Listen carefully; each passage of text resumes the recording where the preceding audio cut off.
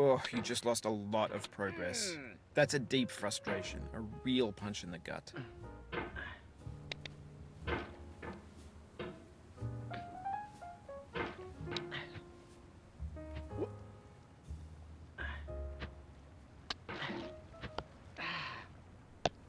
There's no feeling more intense than starting over. If you deleted your homework the day before it was due, as I have, or if you left your wallet at home and you have to go back after spending an hour in the commute. If you won some money at the casino and then put all your winnings on red but it came up black. If you got your best shirt dry cleaned before a wedding and then immediately dropped food on it. If you won an argument with a friend and then later discovered that they just returned to their original view. Starting over is harder than starting up. If you're not ready for that, like if you've already had a bad day, then what you're about to go through might be too much. Feel free to go away and come back. I'll be here. Alright, thanks for coming with me on this trip. And I'll understand if you have to take a break at any point. Just find a safe place to stop and quit the game. Don't worry, I'll save your progress, always. Even your mistakes. This game is a homage to a free game that came out in 2002, titled Sexy Hiking. The author of that game was Jazzuo, a mysterious Czech designer who was known at the time as the father of B games. And B games are rough assemblages of found objects. Designers slap them together very quickly and freely, and they're often too rough and unfriendly to gain much of a following. They're built more for the joy of building them than as polished products. In a certain way, Sexy Hiking is the perfect embodiment of a B game. It's built almost entirely out of found and recycled parts, and it's one of the most unusual and unfriendly games of its time. In it, your task is simply to drag yourself up a mountain with a hammer. And that act of climbing, in the digital world or in real life, has certain essential properties that give the game its flavor. No amount of forward progress is guaranteed.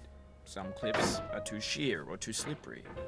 And the player is constantly, unremittingly in danger of falling and losing everything. Anyway, when you start Sexy Hiking, you're standing next to this dead tree that blocks the way to the entire rest of the game. It might take you an hour to get over that tree, and a lot of people never got past it. You prod and you poke at it, exploring the limits of your reach and your strength, trying to find a way up and over. And there's a sense of truth in that lack of compromise. Most obstacles in video game worlds are fake. You can be completely confident in your ability to get through them once you have the correct method or the correct equipment or just by spending enough time. In that sense, every pixelated obstacle in Sexy Hiking is real. The obstacles in Sexy Hiking are unyielding, and that makes the game uniquely frustrating. But I'm not sure Jazzuo intended to make a frustrating game. The frustration is just essential to the act of climbing, and it's authentic to the process of building a game about climbing. A funny thing happened to me as I was building this mountain. I'd have an idea for a new obstacle, and I'd build it, test it, and it would usually turn out to be unreasonably hard. But I couldn't bring myself to make it easier. It already felt like my inability to get past the new obstacle was my fault, as a player rather than as a builder. Imaginary mountains build themselves from our efforts to climb them, and it's our repeated attempts to reach the summit that turns those mountains into something real. When you're building a video game world, you're building with ideas, and that can be like working with quickset cement. You mold your ideas into a certain shape that can be played with, and in the process of playing with them, they begin to harden and set until they're immutable, like rock. And at that point, you can't change the world. Not without breaking it into pieces and starting fresh with new ideas. For years now, people have been predicting that games would soon be made out of prefabricated objects, bought in a store and assembled into a world.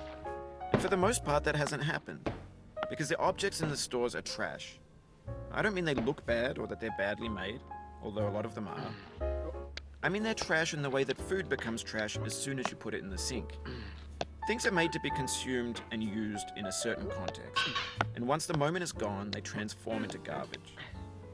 In the context of technology, those moments pass by in seconds.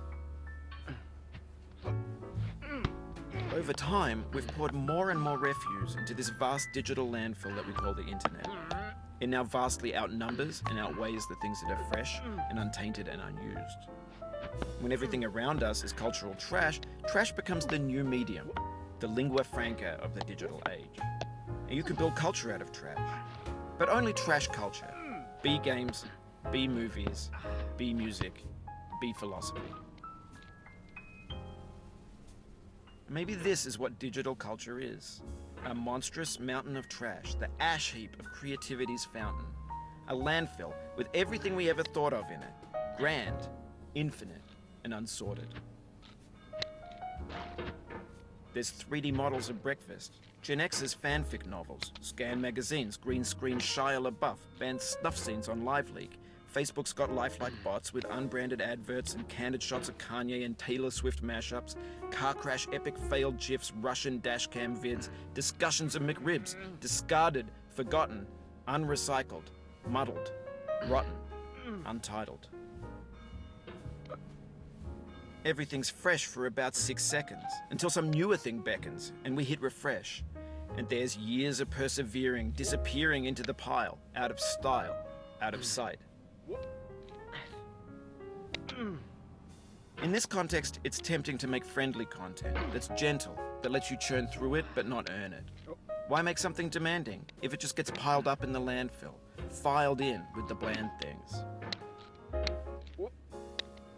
When games were new, they wanted a lot from you. Daunting you, taunting you, resetting and delaying you. Players played stoically. Now everyone's turned off by that. They want to burn through it quickly, a quick fix for the fickle, some tricks for the clicks of the feckless. But that's not you, you're an acrobat. You could swallow a baseball bat. Now I know, most likely you're watching this on YouTube or Twitch, while some dude with 10 million views does it for you, like a baby bird being fed chewed up food. That's culture too.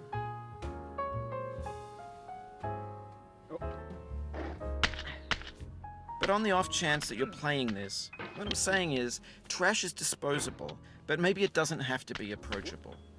What's the feeling like? Are you stressed? I guess you don't hate it if you got this far, feeling frustrated. It's underrated. An orange is sweet, juicy fruit locked inside a bitter peel. That's not how I feel about a challenge. I only want the bitterness. It's coffee. It's grapefruit. It's licorice. It feels like we're closer now, composer and climber, designer and user. You could have refused, but you didn't. There was something in you that was hidden, that chose to continue.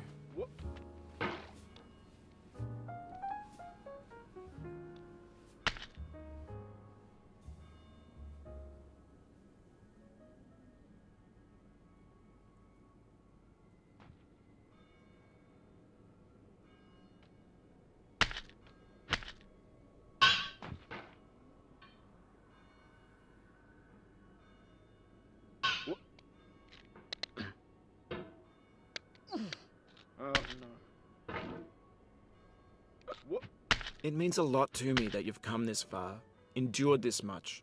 Every wisecrack, every insensitivity, every setback you've forgiven me is a kingly gift that you've given me.